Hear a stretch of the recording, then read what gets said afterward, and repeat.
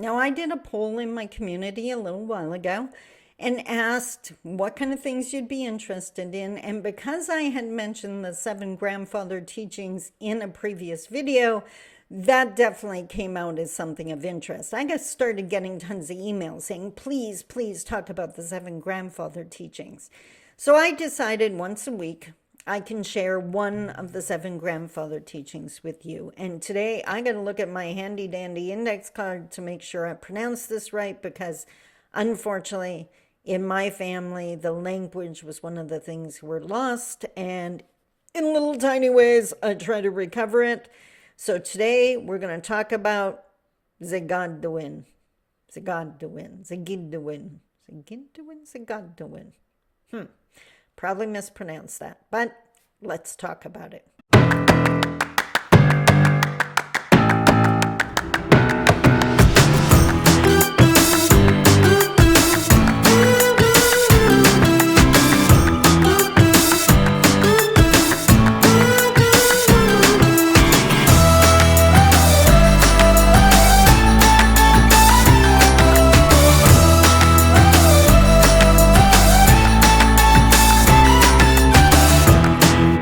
Bonjour, Mishko Paganan, Quain Edition Mungdodam. Hi everybody, my name is Sandy Boucher. I'm Red Thunderbolt Woman of the Loon Clan, a proud member of Seine River First Nation in Treaty 3 territory in Northern Ontario. And as I mentioned in the opening, today I wanted to speak to one of the 7 grandfather teachings. So first off, I did want to touch on the fact that I kind of struggled over pronouncing the word, the fact that I do not speak Anishinaabe-Moan, I do not have my language. And that is 110% due to colonialism as in the residential school era. I remember so vividly chasing my mom through the house. And when we were children, no one said Aboriginal or Indigenous. I'm old enough, like I was born in 1964, get real. Everyone said Indian or Native. And I can remember chasing mom, like literally little hellions, chasing my mom through the house, asking her with pure enthusiasm, how do you say this in Indian? Whatever it was, whether it was a doll, whether it was a tree branch, whatever it is. And eventually we would corner her somewhere, get her in a room she couldn't get out of. And I always remember the sheer panic that would come over her face. And sometimes she would give in, and sometimes she would tell us the word, and other times she would just say, I'm not allowed to teach you this. And because she was now sounded angry, we would let her pass and let it be. I was an adult, well into adulthood, before I understood that reaction. That imagine not being able to pass on to your own children your language because the government has insisted, and you've watched the devastation that happens for people that try to. That brainwashing and that fear was that deep. So I don't have my language, and I used to feel a lot of shame. Funny, she felt shame for having her language. I felt shame for not having it. And I just don't play that game anymore. It's not my fault I don't have my language, in the same way that the 60s scoop and the kids that were adopted out, it is not their fault, the adults now. It's not their fault they don't know their culture and their teachings or know their language. We were denied that. Thanks to good old Canada. But I have been lucky. I started working when I was like 20, and for 98% of my career, I have worked in Indigenous communities, in Indigenous agencies, with Indigenous peoples. So I've had access to the most amazing elders, and I've had my elders to help guide my development in the way that traditionally that would have happened. If you didn't realize that, it's one of the chains that were broken by the residential school era. So traditionally, what would happen, a young girl of maybe 5, 6 would have an older sister of like 12, 14 that would guide her and teach her how to get dressed, how to take care of whatever she has to take care of. But that 12, 14-year-old would have a 20-year-old to look up to for guidance and mentorship. And that young mom in the 20s would have an older mom in her mid-30s to look up to. And 30, we were never alone. We always had someone to look up to. And I had my mom. And then when my mom passed, I actually had other amazing elders. I had 3 amazing elders that appeared to me over the years. And their names are actually on my feather tattoo now so that they're always with me. Nana Elsie Quandamans, who we just passed away earlier this year, was helped me understand who I am and what I knew in my blood memory long before I knew the ceremonies. I danced jingle because of her. And if you want to know what that is, Google jingle dress. And I had Josephine Mandaman, who's, you can see the bottom of her picture behind me. She taught me how to be Indigenous in business, or how to be Indigenous and a leader, how to honor our teachings and use them to lead, not to abandon them.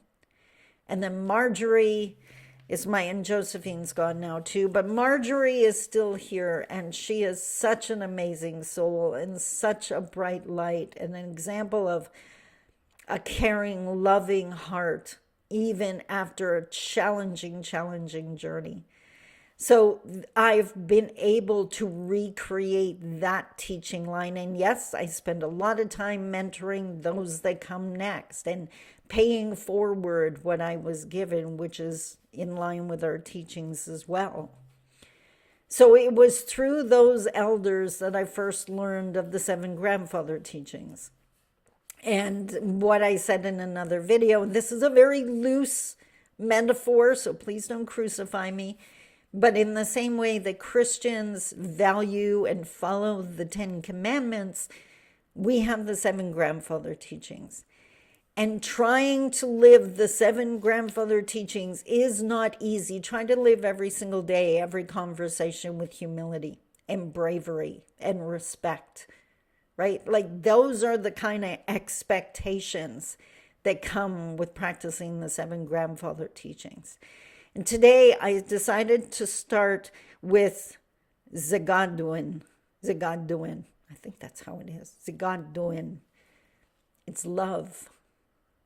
Now I received all my information from the 7 Generations Educational Institute website. It's based in Treaty 3, which is where I am from.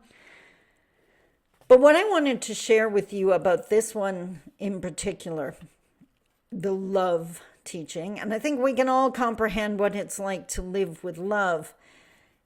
But the problem, in the same way I'd be willing to bet with the 10 Commandments, if you've heard the 7 grandfather teachings for a lot of years, like I have, people tend to take them for granted. They become cute little pictures that are on office walls, but that's it. They're mentioned in your policies.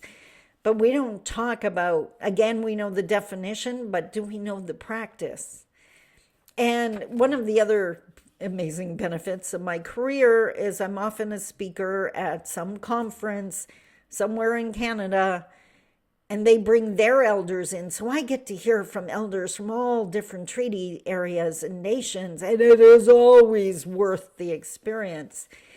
And I happened to be, where was I? I was in Winnipeg, and the elder was from Treaty 1, which is not my treaty area.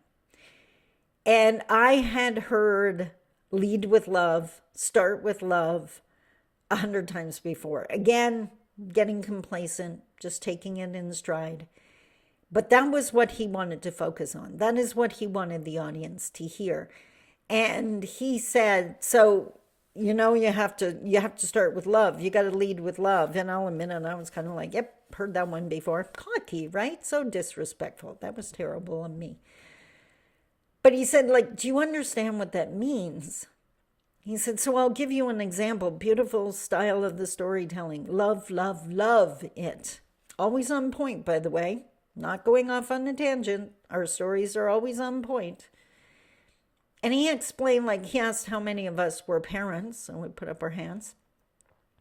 And he said, would there be a difference between if you had to go away for like a month? Would there be a difference between leaving your child with someone who will take care of them, but that's it? Or someone who will take care of them who loves them? Is there a difference? Of course there's a difference. Of course we want them with someone who's going to love them. It's like, okay, let's take the next step. Do you have something in your home, some possession, your favorite coat, your favorite whatever? If you love it, do you take care of it more? Of course. If you don't care about it, you don't care about it. But if you love it, absolutely. That's when he paused and said, that's why we say lead with love. Because you walk differently when you love Mother Earth. And you speak differently when you love the people you meet. And I'm not talking a sexual type intimate love. I say I love you at the end of every video, and it's genuine. Even if I've never met you, I love the potential of you. I love that Creator made you. There's a reason for that. I don't know what it is. I don't need to know what it is. But I bet it's really exciting for you to figure that out. And if you do, I would love to hear it. And I hope our paths cross so I can hear that from you. You don't earn, love is not earned. That comes from a place of pain, right? Loving is how you end the pain, not by stopping the loving. And yes, I can say that from the lens of a 10-year domestic abuse survivor. He got my past. He doesn't get my present and future. I'm not going to stop being a loving, happy human being because he tried to stop me. Didn't work then. Maybe it worked for a time, but I healed and I'm back. Don't give those people in the past your future, not even your present. Do your healing. You deserve it because you should lead with love. And the easiest way to do that, not easy, but a really good place to start is loving who you are. And that's got nothing to do with perfection. That's got nothing to do with beauty standards. I'd be willing to bet you are flipping amazing. And if you don't know why you're amazing, I got to quit hitting my microphone here. If you don't know why you're amazing, go ask your best friend. And once they stop giggling and making silly jokes, tell them you're serious. And they'll tell you why. They love having you in their life. So, and if you don't have enough of those people, well, then you need to go out and find them, like we talked about yesterday. Don't sit around waiting for people to find you, your path, your life journey. You got to paddle your canoe. Otherwise, the current can take you into the rocks. How about portage around that crap? You can do this. So the first of the grandfather teachings is Zaagi'idiwin, love. I hope you enjoyed that. Can't wait to hear what you think of it.